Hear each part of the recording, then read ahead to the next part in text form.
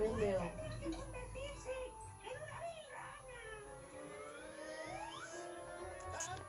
¡No hagas eso!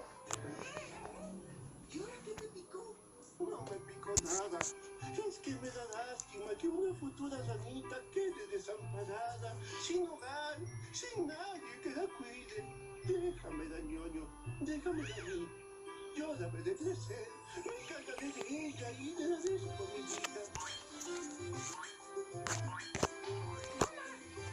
Gracias, ñoño, muchas gracias. No sabes lo feliz que me has hecho.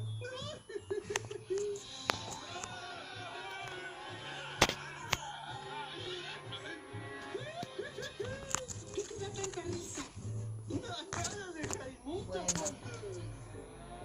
¿Qué te importa? Adiós.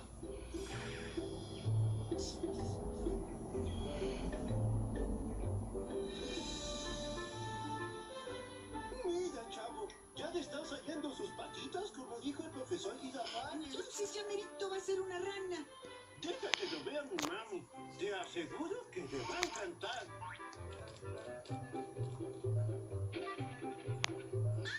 ¡Ay, qué horror! ¡Llévate esa cosa de aquí!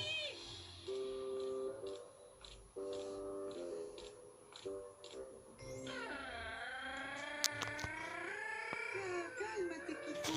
Ni modo. ¿Cómo de modo?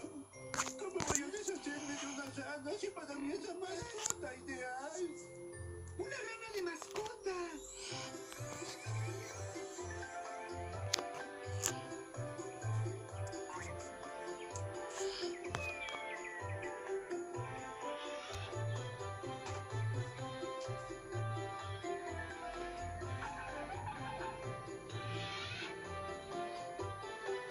Eso es padricísimo. Sí, pero ya no puedo tenerla en mi casa. ¿Y si yo te ayudo a cuidarla? ¿Y viviría contigo en tu barril? Sí, ¿Y me ayudarías a conseguirle comida? sí. Soy buenísimo pescando moscas. ¡Sale y vale!